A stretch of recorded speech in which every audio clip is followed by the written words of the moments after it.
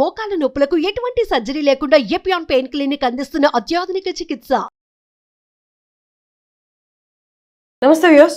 So కొన్ని topics నేను తీసుకొచ్చాను ఇవాళ. వాటన్నిటికీ మన సొల్యూషన్ కావ్యప్రియ గారు, డాక్టర్ కావ్యప్రియ గారు, గైనకాలజిస్ట్ వాళ్ళు మనతో ఉన్నారు. వాళ్ళని అడిగి తెలుసుకుందాం. నమస్తే అండి. నమస్తే. ఒక్కసారి మనకి ఇంతకు ముందు ఇప్పుడు ఎక్కువ ఫాలో అవ్వట్లేదు కానీ 90s కిడ్స్ వరకు చాలా మంది ఫాలో అయ్యారు. మెచ్యూర్ అయిన వెంటనే ఒక పర్టికులర్ ఫుడ్ ఉంటుంది, అది కంపల్సరీ ఇష్టం ఉన్నా ఇష్టం లేకపోయినా అప్పుడు బలవంతంగా పిల్లలకు పెట్టారు, ఆడపిల్లలకు పెట్టేవాళ్ళు. కొబ్బరి, ఎండు కొబ్బరి, నెయ్యి, ఇలాగే ఇంకొన్ని ఐటమ్స్ ఉండేవి. కానీ ఇప్పుడు ఎవరు పరమాన్నం ఇవి ఎవరు పట్టించుకోవట్లేదు. వాటి బెనిఫిట్స్ ఏంటి? మళ్ళీ అది ఇంక్లూడ్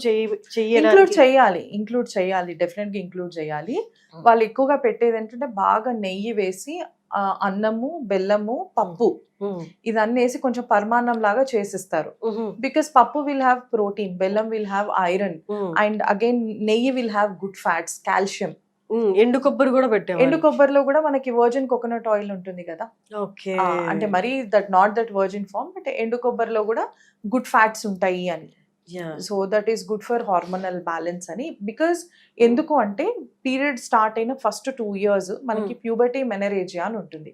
అంటే మన బాడీలో హైపోథాలమస్ ఇక్కడ ఉంటుంది, పిట్యూటరీ ఇక్కడ ఉంటుంది, థైరాయిడ్ ఇక్కడ ఉంటుంది, అడ్రినల్స్ కిడ్నీ పైన ఉంటాయి, ఓవరీస్ వచ్చి యూట్రస్ పక్కన ఉంటాయి.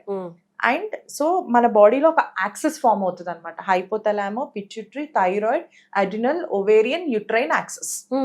ఈ యాక్సిస్ మీకు సైక్లికల్ గా నడవాలి అంటే, మీ బాడీలో సింక్ అవ్వాలి అంటే 2 years పడుతుంది. ఆ 2 years లో ఏంటంటే కొన్ని సైకిల్స్ ఓవులేటరీ ఉంటాయి, కొన్ని సైకిల్స్ యానోవులేటరీ ఉంటాయి. యానోవులేషన్ ఉన్నప్పుడు ఏంటి అంటే, యానోవులేషన్ అంటే ఎగ్ రిలీజ్ కాకపోవడం. ఏంటి అంటే పీరియడ్స్ ఎక్కువగా అవుతూ ఉంటాయి, బ్లీడింగ్ ఎక్కువగా అవుతూ ఉంటుంది ఫస్ట్ 2 years. ఎప్పుడన్నా అబ్జర్వ్ చేయండి. మా పాప 11 years కి మెచ్యూర్ అయింది మేడం. 6 months రావట్లేదు, తర్వాత 6 months హెవీగా వస్తుంది, చాలా ఇర్రెగ్యులర్ గా ఉంటుంది. Because your body is taking time for that axis to establish. ఇవన్నీ ఎస్టాబ్లిష్ అవ్వాలంటే you should have proper hormonal background. Hormones are again formed from the cholesterol. Cholesterol is taken from the ghee or from the coconut fatty acids అలా. And again protein and iron, పప్పన్నము, బెల్లము. So అందుకని మన పాత రోజుల్లో there may not be any flow charts, there may not be any researchers, but somehow maybe the gut science అనుకోవాలా మరి ఏమనుకోవాలో తెలీదు, somehow they designed this food which is actually benefiting the puberty girls. అలా అన్నమాట. That is the Indian science. మళ్ళీ అది అందరూ చాలా మంది ఫాలో అవ్వాలి. అన్ని ఫాలో అవ్వని అవసరం లేదు, తాటాకులు అవన్నీ అవసరం లేదు. ఐసోలేషన్ ఎందుకు చేసేవాళ్ళు అంటే, ఫస్ట్ టైం పీరియడ్స్ వచ్చాయి, she will not be knowing how to handle, ఎట్లా హ్యాండిల్ చేసుకోవాలో తెలియదు. అప్పట్లో ఇంత మనకి డాపర్స్ కూడా ఉండేవి కావు. ఆ బ్లీడింగ్ తాటాకులు ఎందుకంటే డిస్పోజబుల్ కాబట్టి. ఓకే, రెడ్ క్లాత్ రెడ్ వే ఎందుకు వేసుకోవాలి అంటే స్టెయిన్ అయినా తెలియదు కాబట్టి. గుడ్లకి ఎందుకు వెళ్ళొద్దు అంటే వాళ్ళకి ఇప్పుడు దాన్ని బ్యాడ్ గా పరిగణిస్తారు, but actually not. It is something like urination and defecation. అంటే మనం మోషన్ పోయినా మూత్రం పోయినా అది waste. Actually menstrual blood is not waste, it is going waste. Menstrual blood is going waste because you are not getting pregnant. The basic function of this menstruation is meeku estrogen is forming the bed for the baby. They are very young, 10, 11, 12 years is very young. No one is getting married. If they are getting married, they'll become pregnant. So the function is the bed is formed for the baby. It is going waste. Doesn't mean the menstrual blood is waste. It is divine actually. If you think in spiritual way, there is where the life is starting from that ground. Exactly. Okay, so it is going waste. దాన్ని మలినం అని చెప్పి దేవుడి దగ్గరికి వెళ్ళొద్దు అది ఇది అంటారు. ఎందుకు వెళ్ళొద్దు అనేవాళ్ళు అంటే, అవి మన కంట్రోల్లో లేవు. మనకి యూరినేషన్, మోషన్ పోవడం అనేది it is under your control to some extent. మీరు లేచి నడుచుకుంటూ పోయినా కూడా డ్రిబుల్ అవుతా ఉంటది. ఆ రోజుల్లో అంత డాపర్స్ లేవు కదా. అందుకని మీరు ఎక్కడికి వెళ్ళొద్దు, అక్కడే కూర్చోవాలి. పూజ గదికి ఎందుకు వెళ్ళొద్దు అంటారంటే దాన్ని పవిత్రంగా భావిస్తారు కాబట్టి. అక్కడ వెళ్ళి కొంచెం అది ఇది అంటినా కూడా దే ఫీల్ ఇంప్యూర్. ఈ రోజుల్లో మనకు అట్లాంటి ప్రాబ్లమ్స్ ఏం లేవు. You have got good tampons, silicone cups, మంచి హైలీ అబ్జార్బుల్ ప్యాడ్స్. గుడికి వెళ్ళొచ్చు. Yeah. గుడికి వెళ్ళొద్దు అని ఏమీ లేదు. అది ఎన్నో రోజుల నుంచి ఉన్న నమ్మకం కాబట్టి with due respect to elders people will not go, వెళ్ళట్లేదు. But when you think in scientific terms you can go. ఇప్పుడు దొరుకుతున్న టాంపూన్స్ లో ప్యాడ్స్ లో అంటే మీరు ఏం సజెస్ట్ చేస్తారు? Which is the best?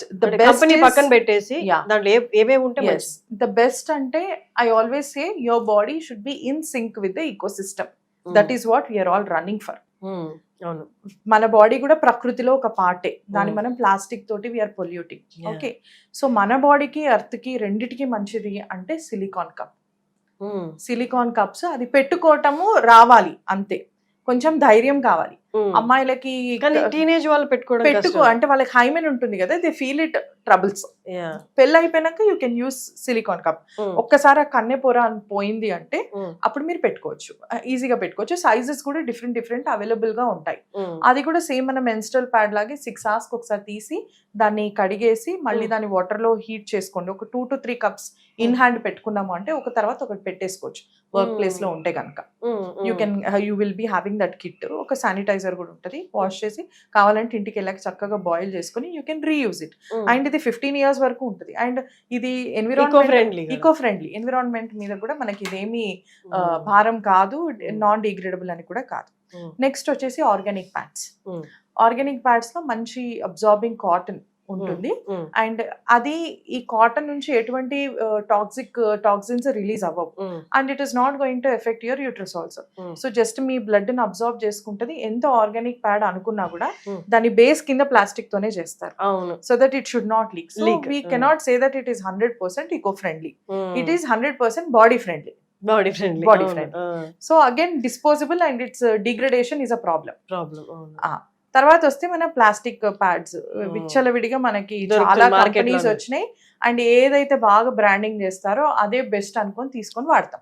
మనందరి నోట ప్యాడ్స్ అనగానే ఫస్ట్ విస్పర్ అనే వస్తుంది by default. You're tuned that way because of the advertisement. Yeah, and it is expensive also.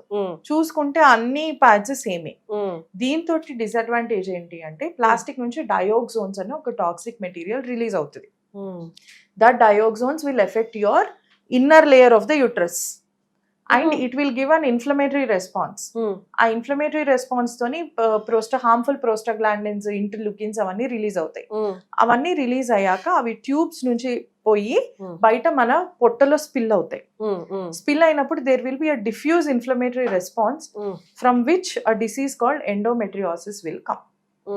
Endometriosis is a disease on trend now because of the plastic abuse happening in the world. Oh my God. Because of the dairy products eating, because of the ఏమంటారు meet, processed meet, ఈ మనకి KFCలు, మెక్డీలు, మెయినీస్లు, ఈ చీజ్లు, ఈ plastics, so much of cosmetics, paraben ఉన్న cosmetics కానీ perfumes కానీ ఇవన్నీ కూడా మనలో ఈస్ట్రోజన్ ఎక్కువ అవ్వడానికి కారణమే ఎండోమెట్రియోసిస్, అడినోమయోసిస్, క్యాన్సర్ కి కారణాలే.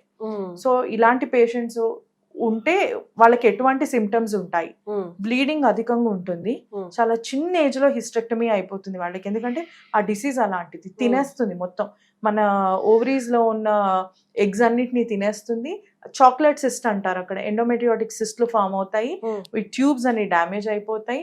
యూట్రస్ లోపల ఈ బ్లాక్ డాట్స్ ఉన్నాయి కదా, మీరు కనుక ఇక్కడ చూస్తే you can see the black dots here here here here and here. ఇదంతా endometriosis. It is showing the disease which is spreading అనమాట. దాంతో నాట్ జస్ట్ దిస్, మనకి కిడ్నీస్ కూడా పోయే ఛాన్సెస్ ఉంటాయి. ఇదంతా ఫైబ్రోసిస్ చేసి యురేటర్, కిడ్నీస్ నుంచి యురేటర్స్ వస్తాయి రెండు, వాటిని కూడా ష్రింక్ చేస్తుంది. యురేటరీకి అబ్స్ట్రక్షన్ వచ్చినప్పుడు కిడ్నీలు పోతాయి. అండ్ బబుల్స్ ఉంటాయి కదా లోపల, పేగుల మీద కూడా స్పిల్ అవుతుంది. అవన్నీ ఇలా అతుక్కుంటాయి, భయంకరంగా అతుక్కుంటాయి. అండ్ దీని లోపల అడినోమయోమా అని ఒక ఫైబ్రాయిడ్ లాంటి గడ్డ స్టార్ట్ అవుతుంది. అది ఉంది అంటే వాళ్ళు ఎప్పటికీ కన్సీవ్ అవ్వరు. అండ్ విపరీతమైన నొప్పి, బ్లీడింగ్, అసలు వాళ్ళు జాబ్ చేయలేరు. మేడం నాకు చచ్చిపోవాలనిపిస్తుంది అని చెప్తారు వాళ్ళైతే. So they are the one who will undergo hysterectomy at 25 years. Pan hysterectomy మొత్తం తీసేస్తాం, ఇంక్లూడింగ్ ఓవరీస్ అవి ఇవన్నీ. వాళ్ళకి they cannot have their own genetical baby also. Egg కూడా వాళ్ళు అప్పు తీసుకోవాల్సిన అవసరం ఉంటుంది. కొన్నిసార్లు IVF చేసినా కూడా 10 సార్లు చేసినా కూడా 10 సార్లు ఫెయిలియర్ అవుతుంది because of mild adenomyosis.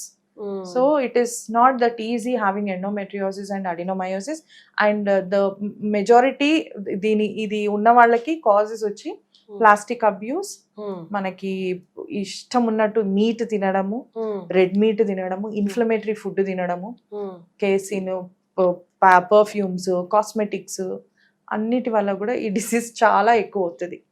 So ఇలాంటి వాళ్ళకి మేము ఫస్ట్ చెప్తాం, ఇంట్లో ఉన్న ప్లాస్టిక్ అంతా తీసి బయటపడే, ప్లాస్టిక్ కవర్స్ కానీ ప్లాస్టిక్ బాటిల్స్ కానీ they should have steel are glass inside the house.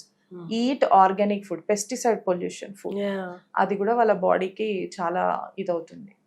So they should have ఎంత ఆర్గానిక్ లివింగ్ పాసిబుల్ అయితే అంత ఆర్గానిక్ లివింగ్ ఉంటేనే వాళ్ళకి ఆ డిసీజ్ కంట్రోల్ అయితేనే, తొందరగా పెళ్ళి అవుతానే, ఒకరో ఇద్దరు పిల్లలు అయిపోతేనే తర్వాత అప్పుడు చూసుకుందాం అని చెప్తాం. చాలా యంగ్ గర్ల్స్ కి ఎండోమెట్రియోసిస్ వస్తే ఇదే చెప్తాం, ఫస్ట్ ఫోకస్ ఆన్ ఫర్టిలిటీ అని. సో విన్నారు కదా కావ్యప్రియ గారు చెప్పింది. మీకు ఏమైనా డౌట్స్ ఉంటే క్లారిఫై అయితే ఓకే, బట్ లేదు నాకు కన్సల్టేషన్ కావాలి అనుకుంటే మీరు కావ్యప్రియ గారిని కన్సల్ట్ అవ్వచ్చు. Sunshine KIMS hospital. Thank you అండి, థ్యాంక్ యూ సో మచ్.